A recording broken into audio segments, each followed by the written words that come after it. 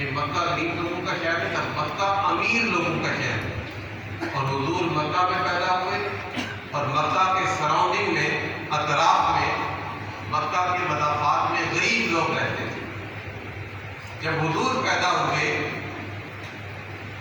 تو قرب و جوار کے غریب لوگ سارے، اور جب حضور پیدا ہوئے تو اللہ نے ہر ماں کو بیٹے کی بہار عطا کی۔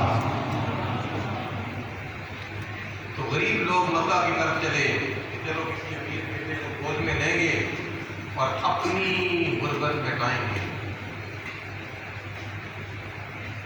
اپنی غربت مٹائیں گے۔ حضرت حلیمہ سعدیہ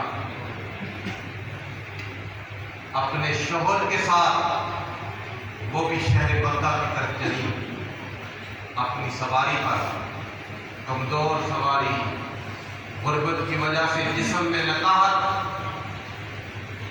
جب مکہ میں پہنچی، اس ایک کے گھر دستک دی کہ ہم آپ کا بیٹا دینا چاہتی ہیں۔ جواب ملا کہ ہمارا بیٹا فلاں دائی لے کر چلی گئی۔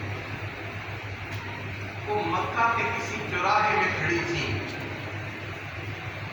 اور اضطراب اور غم کی کیفیت میں ڈوبی ہوئی تھی کہ میرے لیے تو کوئی بچہ بچا نہیں، اوپر سے غربت، طویل سفر، ایک اضطراب تھا، ایک پریشانی تھی کہ اچانک کسی نے کان میں سرگوشی کی، حلیمہ محلہ بنو ہاشم میں چلی جاؤ، وہاں ایک یتیم جلوہ گر ہوا ہے، اسے اپنی گود میں لے لو۔ سیدہ حلیمہ جب حضور کی بارگاہ میں پہنچی تو پہلے پریشان تھی، پہلے مضطرب تھی، پہلے بے چین تھی کہ میرے لیے یتیم بچہ بچا، لیکن ان کی نظر جب سرکار کے چہرے پر پڑی، چمکتا ہوا چہرہ، تو سرکار کی رضائی والدہ حلیمہ، انہوں نے نعت پڑھی۔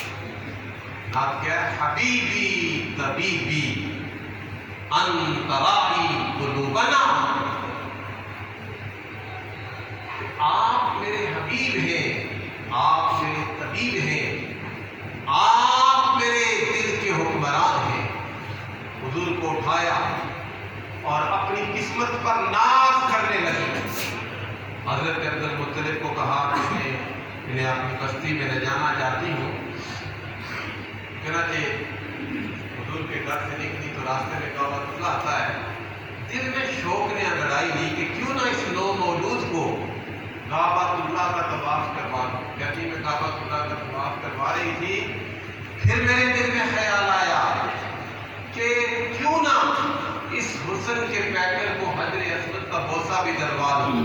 کہتی ہے جب میں آگے بڑھی تو اللہ کی عزت کی قسم حجر اسود نے